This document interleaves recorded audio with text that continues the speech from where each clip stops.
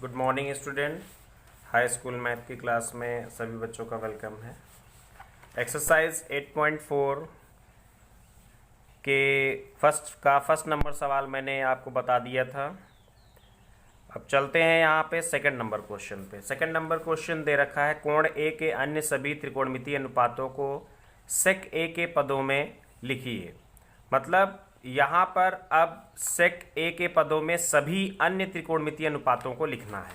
तो सबसे पहले तो हम ये समझ लेते हैं कि कौन कौन से त्रिकोणमितीय अनुपात इसमें आपको निकालने होंगे। तो एक्सरसाइज 8.4 के क्वेश्चन नंबर 2 में ध्यान दीजिए। यहाँ पर अन्य सभी त्रिकोणमितीय अनुपातों को सेक ए के पदों में निकालना है। तो मतलब अन्य बच्चे कौन कौन से, आपका साइन ए को सेक ए के पदों में लिखना है, कॉस ए को सेक ए के पदों में लिखना है, फिर टेन ए को सेक ए के पदों में लिखना है, फिर कॉसेक ए को सेक ए के पदों में लिखना है, फिर सेक तो सेक के पदों में होता ही है, बचा कौन सा, कॉट ए को सेक ए के पदों में लिखना है। इस तरीके से है। तो हम सबसे पहले एक एक समझिए इसमें कितने सवाल हैं, 1 2 3 4 5। इसमें अगर देखा जाए तो 5 सवाल कंबाइंड में है। अगर समझने की बात है तो यहाँ पर हम साइन ए को सेक ए के पदों में कैसे लिख सकते हैं।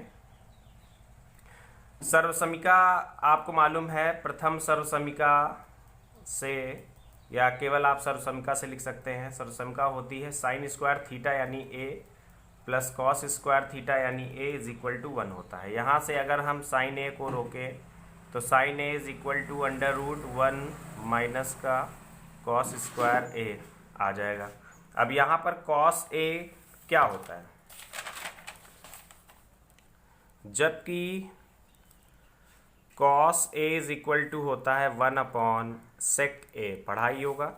तो कॉस ए की जगह सेक ए रखेंगे तो आ जाएगा sine A is equal to under root 1 minus 1 upon sec square A under root में आ जाएगा।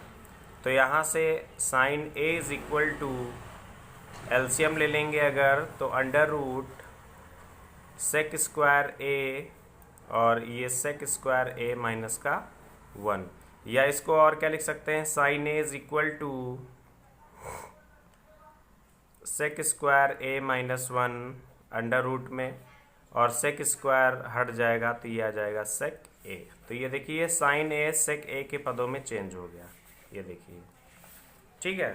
क्योंकि राइट हैंड साइड में देखिए केवल सेक ए है, स्क्वायर है, क्यूब है, अंडर रूट में है, उससे मतलब नहीं है। लेकिन आप देख रहे हैं कि केवल सेक ए राइट हैंड साइड में आपको मिल रहा है, चाहे वो अंश में मिले, चाहे हर में मिले, चाहे प्लस में मिले, चाहे माइनस में मिले, मिलना चाहिए। तो ये यहाँ पे फर्स्ट पार्ट हो गया। अब इसी का सेकेंड पार्ट जैसे दे रखा है, सेकेंड पार्ट में देखा जाए कॉस ए को सेक ए के पदों में लिखना है। तो कॉस ए सेक ए के पदों में बहुत ही आसान होता है, 1 अपॉन सेक ए, ये देखिए बहुत ही आसानी से चेंज हो गया, कॉस ए सेक ए के पदों में चेंज हो गया। फिर इसी तरीके से टेन ए को सेक ए के पदों में चेंज करना है। देख लीजिए टेन ए को सेक ए के पदों में चेंज करना है तो कैसे, सर्वसमीका देखिए किस सर्वसमीका से आसान पड़ेगा वो आपको खुद देखना है। सर्वसमीका से टेन और सेक में कौन सी सर्वसमीका होती है, एक सर्वसमीका होती है सेक स्क्वायर थीटा माइनस का tan square theta is equal to 1, पढ़िए ना सर्वसमीका। यहाँ से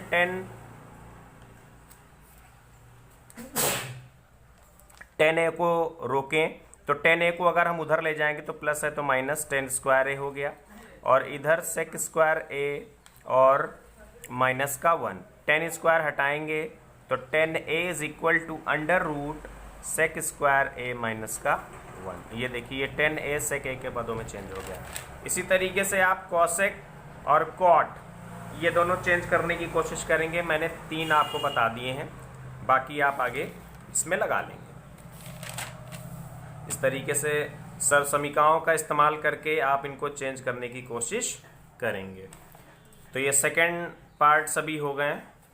उसके बाद थर्ड पार्ट में आ जाइए। दे रखा है sec square 63 plus sine square 27 degree upon cos square 17 degree plus cos square 73 degree.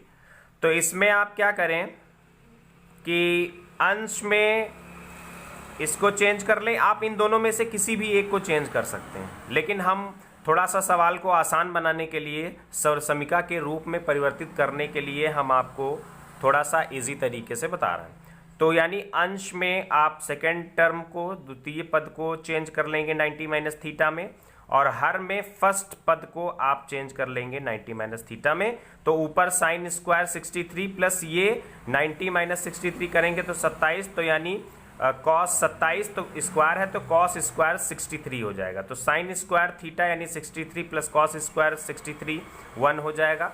Upon में यहाँ पर कॉस स्क्वायर 17 को जब आप चेंज करेंगे तो 73 हो जाएगा ये साइन में। तो sine square 73 plus cos square 73 ये भी 1 हो जाएगा। 1/1 तो 1/1 आपका 1 आ जाएगा। तो 1 इसका आंसर हो जाएगा। आप इसको करके देख लीजिएगा।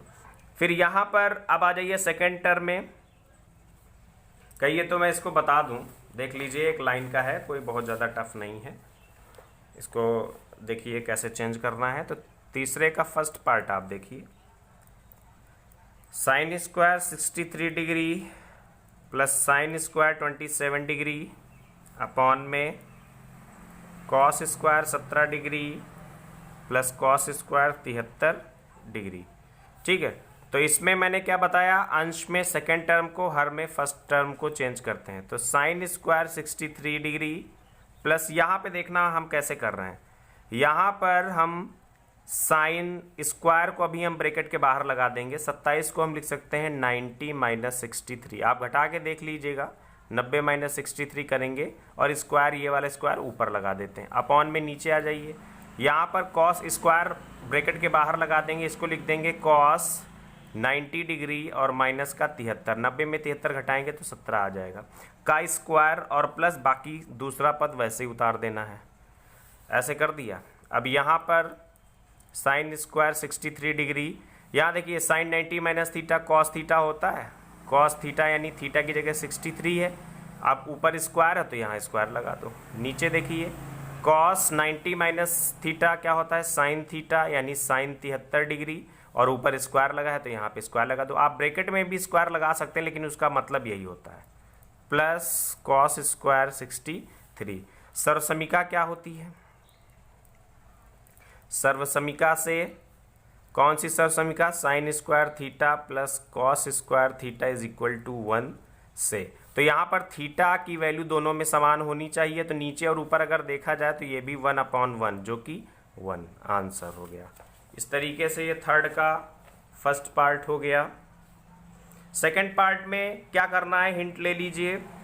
आपको कॉस 65 को 90 माइनस कॉस 90 माइनस 25 करना है तो साइन 25 आ जाएगा, और साइन 25 और साइन 25 गुणा होगा तो साइन स्क्वायर 25 हो जाएगा। इधर आ जाइए।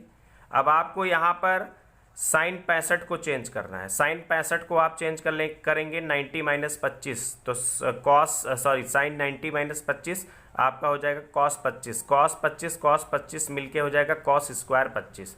तो पहला साइन स्क्वायर 25 और दूसरा कॉस स्क्वायर 25, थीटा दोनों में समान है, ये इसका मान भी आ जाएगा 1। बहुत ही आसान सवाल।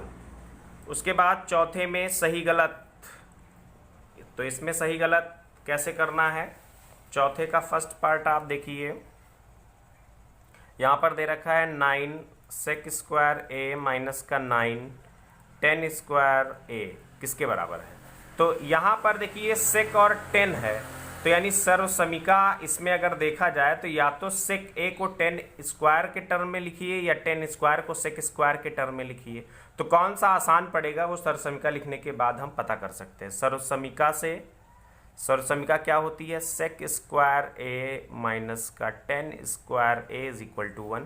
यहाँ से सेक स्क्वायर ए को अगर हम रोक लें, sec square A is equal to 1 plus 10 square A. तो यानी यहाँ पर हम सेक स्क्वायर की जगह 1 प्लस 10 स्क्वायर रख दें तो थोड़ा सा सवाल आसान हो जाएगा। तो ये हो जाएगा 9 और ब्रैकेट में सेक स्क्वायर की जगह 10 स्क्वायर ए और माइनस का 9 10 स्क्वायर ए। अंदर गुणा करिए 9 प्लस 9 10 स्क्वायर ए माइनस का 9 10 स्क्वायर ए प्लस का माइनस का 9 10 स्क्वायर ए कट गया केवल 9 बचा इसका आंसर। तो इसका आंसर क्या होगा? B.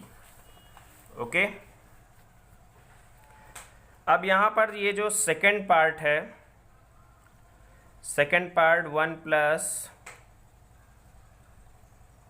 10 plus sec A 1 plus cot A और माइनस का कॉसेक ए। तो इस सवाल को लगाने के लिए आपको क्या करना है,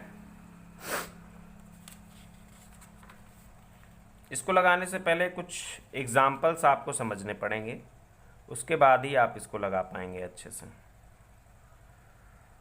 तो sec cot sine theta upon cos theta, example आपको लगाने पड़ेंगे तभी समझ पाएंगे। तो एग्जाम्पल नंबर 13 पेज नंबर 202 पे देखिए, sec A 1 minus sine A sec A 10a is equal to 1 prove करना है। ओके, अब यहाँ पे इसका कुछ बेसिक कंसेप्ट होता है, यानी इन सवालों को लगाने का कॉन्सेप्ट क्या होता है कि अगर सर्वसमीकाएं दे रखी होती हैं तो दूसरे पक्ष में अगर कुछ भी प्रूफ करना होता है तो नोट में आप एक चीज़ लिख लेंगे, यहाँ पे कहीं पर भी आप याद करने के लिए, कि सर्वप्रथम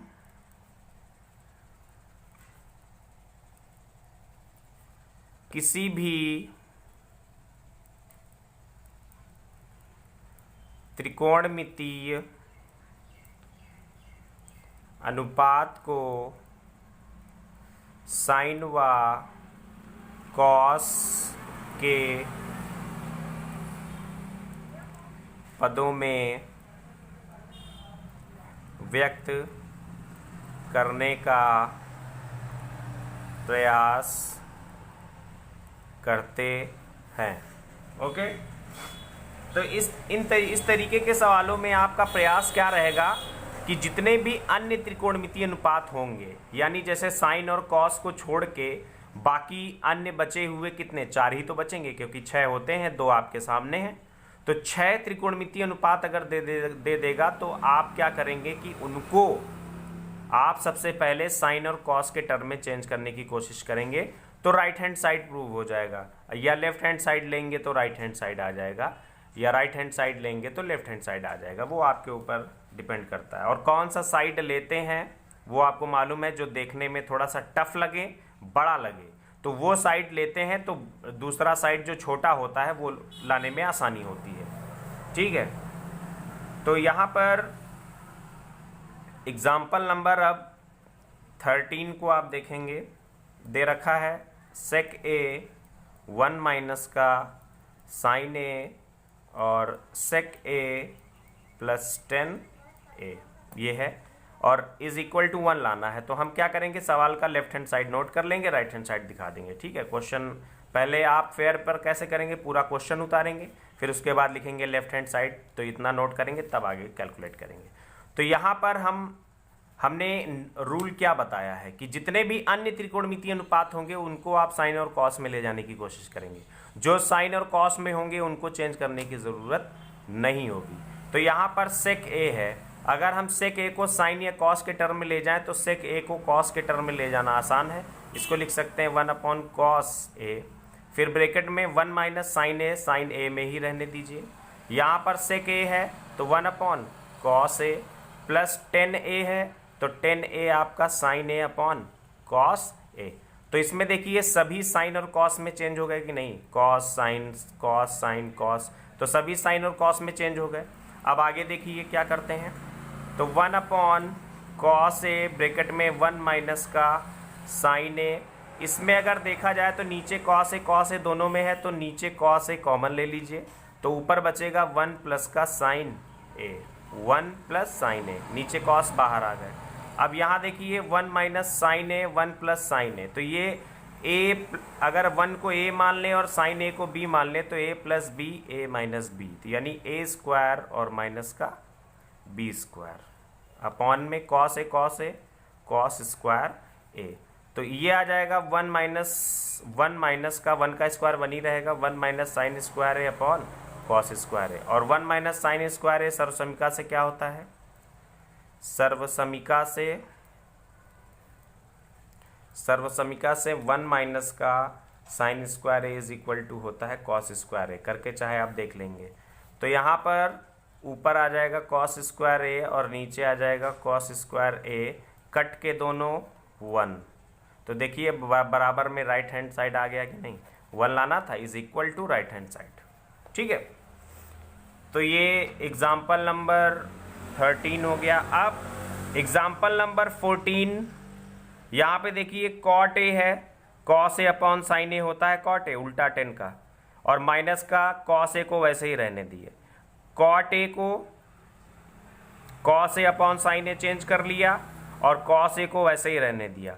फिर उसके बाद यहाँ से आप देखिए कॉस ए ऊपर और ऊपर कॉमन ले लिया, कॉस ए से कॉस ए कट जाएगा, 1 अपॉन साइन ए माइनस 1 अपॉन साइन ए प्लस 1 बचेगा।